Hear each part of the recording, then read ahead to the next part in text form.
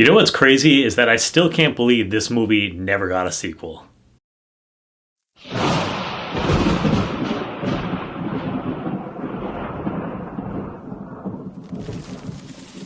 Hey guys, welcome back to Pop Culture with Pat. So since it is Valentine's Day weekend coming up, I thought it would be a good time to review or go back and revisit My Bloody Valentine 3D. Yes, I can't believe this movie came out in 2009.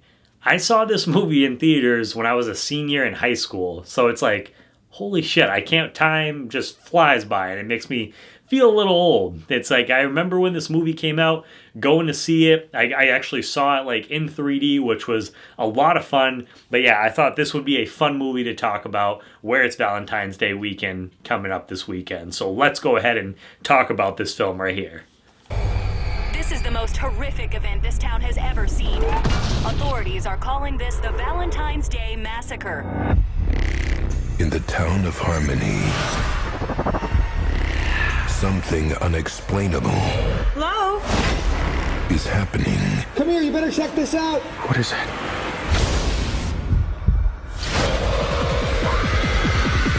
So, My Bloody Valentine 3D is a remake of the 1980s horror film.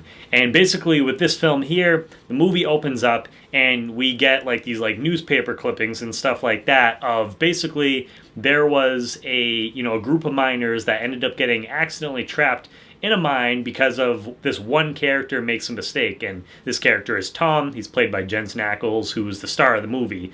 So he did something to accidentally get these miners trapped in this mine, and all of them end up mysteriously dying except for one, which his name is Harry Warden, and he's in a coma. Well, after he gets brought back to the hospital, we end up finding out that it was actually Harry Warden who killed his fellow miners down there with a pickaxe. And so he gets brought to the hospital, the town's like all up in arms, and then he ends up waking up and he kills like 22 people on Valentine's Day, and before he ends up getting like shot like by the police, and they think he's dead.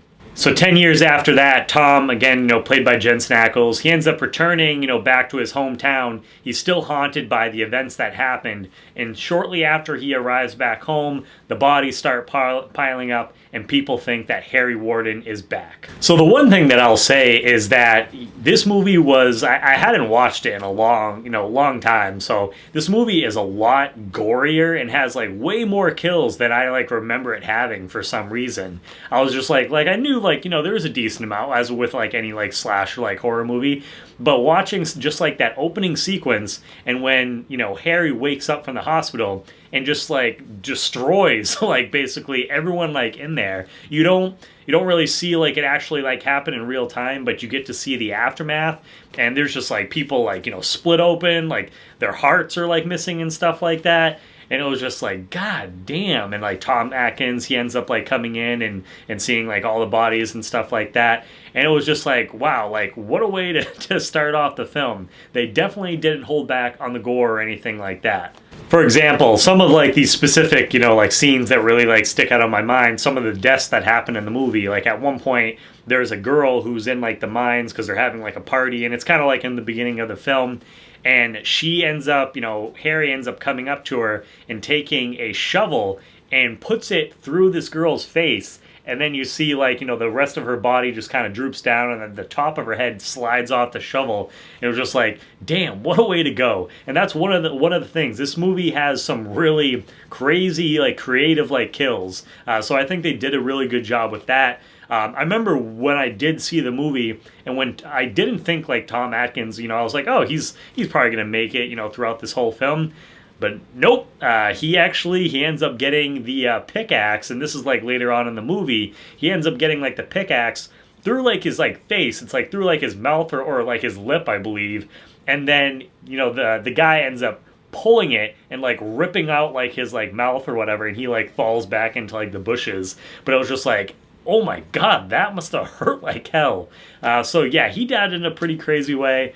And then there's also another scene at one point where they're at like this this like motel or whatever, and this like little person, I can't think of like the actress's like name, unfortunately, but she's like the owner of like this like motel or whatever. And at one point, what we think is like possibly Harry Warden dressed up in the garb, he comes in and, you know, unfortunately she didn't realize he was there.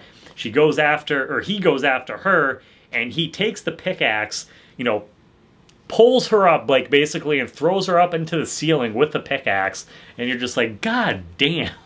So yeah, this movie is definitely, you know, it's a pretty, like, it's not like the most like goriest thing that I've like ever seen or whatever, but I mean, for back like for like 2009, I don't know, I feel like this was a pretty, you know, crazy film, and like some of the kills were really creative, and like I said, it was just like, wasn't expecting that many people to die like in this movie, but they do. The kills, they're definitely there. One of the things too that was really big with this movie is that, you know, the 3D was like a big thing when they were promoting this film, because it was like actually like really cool, you know, like 3D.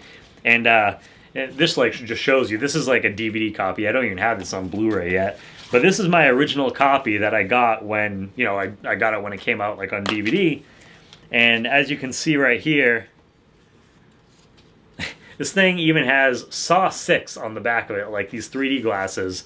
But this is the 3D glasses that like came with the film. Maybe I'll just like leave these on for the rest of the review. But yeah, the 3D aspect was like a really big thing, and just like I thought they did a pretty good job, especially, you know, like Harry, he would like, you know, swing like the pickaxe and stuff, and it would go like right at the screen. I remember like at one point they're driving like a vehicle and ends up crashing, and there's like a tree that like comes through. I thought the 3D, you know, was really, it was big, but it wasn't like totally completely like gimmicky. Like I thought they did a good job with the 3D, and like it really kind of like, you know, scared you with some of the stuff like flying out at the screen. And overall, I think this movie, you know, I don't think it ever really took itself like too seriously. It really knew what it was, you know, obviously just by seeing, you know, this poster like right here. Yeah, like this movie knew exactly what it was doing. It was just a fun throwback slasher, you know, movie, and I think it did a great job. You know, this is probably overall, it's probably one of the better remakes, because at the time when this film came out, you know, 2009, when this movie came out, we were getting a lot, you know, of horror remakes. Like I know we still are like now, but I feel like we were getting like a lot, especially like slashers and stuff like that. You know, we had Halloween, we had, you know, Nightmare on Elm Street, Friday the 13th, House of Wax, different things like that. And, you know, we got this film, and I would say this is definitely one of the better slasher remakes, you know, probably up to this, you know, this point. As far as like the performances go, you know, I almost said Jared Padalecki. Jensen Ackles is actually, you know, the star of this movie. He plays Tom, you know, the character who's like the main character of this film. He comes back after, you know, 10 years, and he's kind of haunted by, you know, the past of what happened with Harry Warden before. And you know, I thought he had a pretty like solid like performance. It, you know, wasn't like amazing by like any means, but I thought he did a good job. And you know, it's interesting, like I was just saying about like the remakes at the time with the horror movies. There was also a time, this was kind of in the early days, I believe this would have been, so 2009, would have been like season 4, I think, of like Supernatural. And so you had both Jared Padalecki and Jensen Ackles. They both had their horror, you know, movies coming out at the time. Like Jared, he had like House of Wax, Friday the 13th, Jensen Ackles, you know, My Bloody Valentine, and, you know, he did like other stuff as well. So they both kind of had their horror projects at the time, and so it was just like kind of a weird like little time, you know, kind of the peak of like Supernatural, I guess, and so they had their own little horror movies.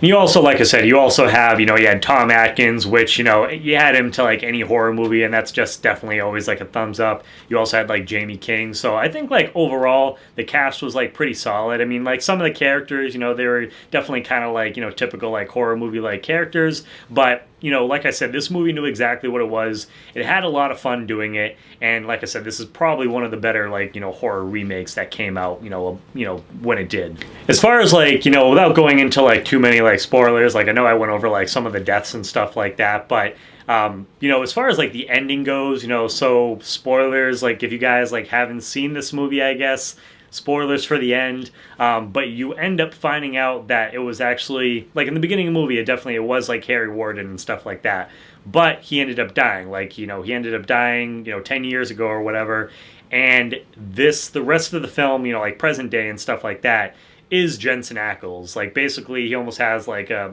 split personality, like traumatized like kind of situation like going on, and so all of the current murders have actually been him, and they almost kind of make it seem that like Harry Warden's like soul kind of like possessed him or something to that degree. So as far as the ending goes, like I thought it was like maybe just like a little like predictable. But at the same time, like the way they end this movie, you know, they have like the big like fight between him, Axel, and then like his like wife, and you know Jensen. Well, I say Jensen. Tom, you know, he ends up getting blown up and like gets like blasted into the rocks. But at the end of the film, you know, they end up going into the mine and they're like looking to see if like anyone survived, and sure enough, he did. He ends up, you know, grabbing like one of the rescuers, like, you know, costumes, and we see him walking out, and then he ends up like taking the mask off as he gets and he starts walking away. And so they set this movie up for a sequel, and it's still, like I said in the beginning of this review, it still kind of really blows my mind because I didn't know at the time, but this movie made $100 million on a $15 million budget. And it, like I said, you know, it perfectly set it up for like a sequel. And I believe I actually saw, I think it was like an article on Bloody Disgusting. They had like an idea for like a sequel to this film, and it just never happened for some reason. It's like if this movie would have came out now and it made like $100 million, especially a horror movie, you know damn well this thing would have gotten a sequel like right away. So it just kind of blows my mind that it never ended up getting a sequel, and I kind of wish we would have. It would have been interesting to see where they would have gone with, you know, the movie, just because this one was so much fun. So I would have liked to, you know, seen them continue that story. But yeah, I mean, overall, I think it's a really, you know, revisiting it after not watching it for a while, I think it's a really fun film. You know, I'm probably going to give it like a 7.5 out of 10. You know, if you guys have never seen it, I definitely recommend you guys checking it out. I think both of the, you know, the My Bloody Valentines, both of them are good. I might go with like the remake, you know, just like a little bit like more, just because like the 3D aspect and everything, I thought that was really fun, and just like the kills and stuff are really crazy. So if you're a fan of that kind of stuff for horror, I think you'll definitely enjoy this film. Plus you have character, you know, like Tom Atkins and stuff like that, so that's always cool to see him in a horror flick. So yeah, I mean, overall guys, I really enjoy this remake. I want to hear what your guys' thoughts are, so definitely let me know, you know, down below in the comments. Have you seen My Bloody Valentine 3D? And, you know, what are your thoughts on it overall? And do you like the remake or do you like the original more? Definitely let me know down below in the comments. And if you guys are new to the channel, please make sure to hit that subscribe button as well as the bell button next to it, just so that way you get notifications for all my new videos. And please guys, give this video a thumbs up. You know, it really helps with the YouTube algorithm. And as always guys, please make sure to check back for more Pop Culture with Pat.